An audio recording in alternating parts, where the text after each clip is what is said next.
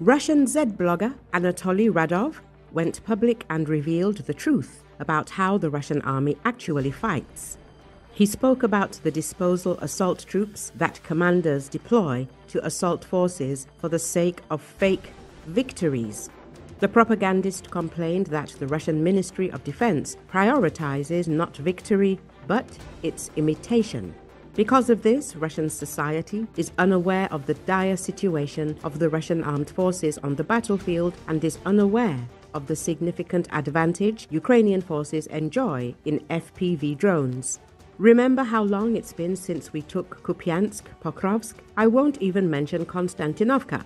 It's been put off for now, and each time the advance becomes more difficult. Or rather, the advance usually looks like this. 2 soldiers advance. The Ukrainians close in. The OSINTERS map the territory behind us based on that video, and everyone's happy. And no one cares that those 2 soldiers simply died under airdrops, while in reality there's no progress at all, just vast grey kill zones into which soldiers are thrown again and again because they're ours. Radov said he is indignant that with this style of warfare, Russia will soon have to give in and agree to a freeze on the war, as its resources are exhausted. Some experts say that soon public protests will begin against generals in Russia. Recall, Z-patriots spoke of the imminent collapse of the Russian Federation and the fall of Putin's regime due to the war. Russian Z-blogger and war supporter Maxim Kalashnikov acknowledged that 2026 could be a turning point and extremely dangerous for Russia. The economic crisis looming over the country could lead to the collapse and demise of the Putin regime. Kalashnikov noted that Deputy Chairman of the Russian Security Council, Dmitry Medvedev's statements that the Russian state budget in 2026 will be dedicated to the war effort mean a continuation of the deadlocked war that is consuming Russia's resources. The upcoming VAT increase and cuts to funding for key sectors will further exacerbate the crisis. The crisis will ultimately turn into a self-sustaining chain reaction. 2026 will be fatal. Kalashnikov writes, a Z-blogger compared Russia's current situation to Italy at the beginning of the 20th century. Back then, the country was formally considered the victor in World War I, but having lost its military contracts, it found itself in a deep economic and social crisis. Mass strikes, falling wages, and the return of frontline soldiers without jobs created chaos, which ultimately brought Mussolini to power. Kalashnikov emphasized that the protracted war is destroying the country from within. Either you can win quickly or you can't fight at all, because protracted slaughter destroys the country. He wrote, adding that freezing aggression against Ukraine may be the only solution. He also admitted that the Russian system itself had launched the process of destruction back in 2022. In 2022, the system, through overconfidence, initiated its own erosion. It can no longer be saved, and there's no need to, the propagandist concluded.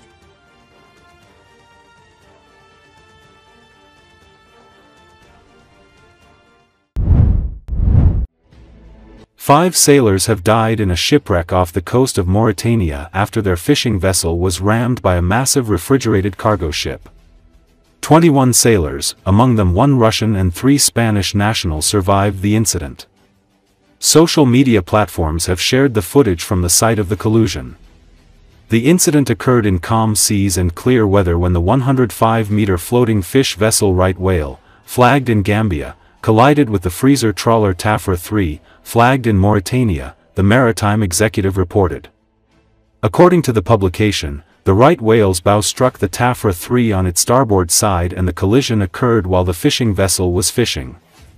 Following the collision, the fishing vessel listed to starboard and sank to a depth of approximately 50 meters. Due to the speed of its descent, the crew was unable to deploy the life rafts, which were subsequently released automatically by the hydrostatic drive. The Mauritanian Coast Guard dispatched a patrol boat to coordinate a search and rescue operation with the support of local fishing vessels and a Spanish helicopter.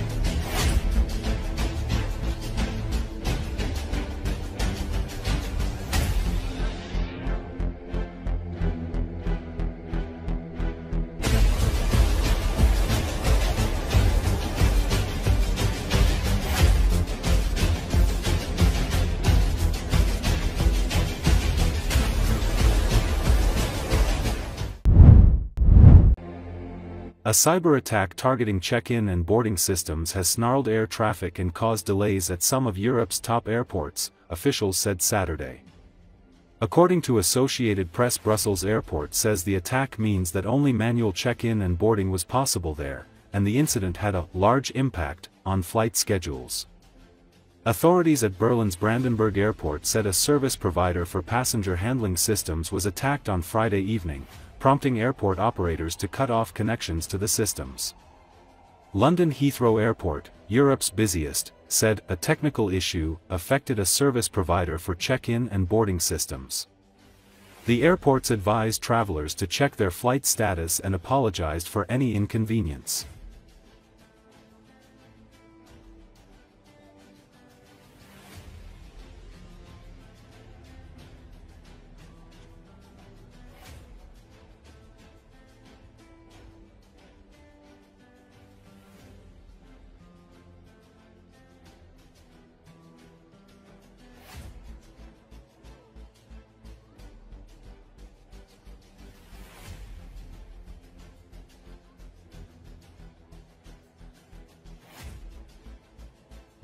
Stenen 2 woorden. Goed gedaan. Naar Malaga was het, hè? Ja, perfect. Ah, ja. En u werkt voor DPG of voor? Ja. Ah, grappig.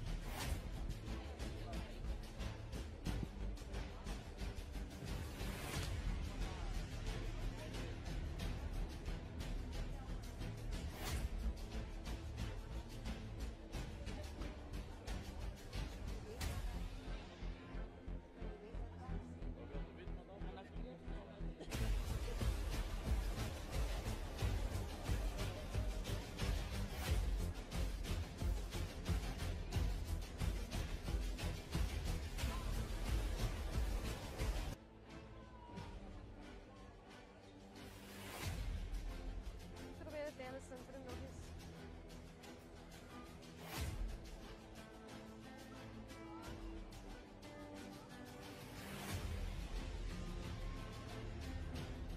Wel, door een technisch probleem bij de externe dienstverlener voor de check-in en boarding systemen kunnen we niet op de gebruikelijke manier de check-in van onze passagiers doen. Dat probleem is gisteravond ontstaan na een cyberaanval. En we doen er nu met de partners alles aan om die impact zoveel mogelijk te beperken, maar het zorgt helaas wel voor vertragingen en geannuleerde vluchten.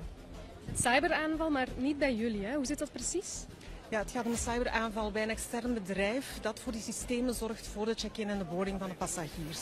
Dus dat betekent dat dat systeem nu niet gebruikt kan worden, dat passagiers manueel moeten worden ingecheckt. Er moeten veel meer gegevens handmatig worden ingegeven in de computer, wat natuurlijk veel langer duurt per passagier en dus helaas zorgt voor langere wachttijden, vertragingen en ook annuleringen.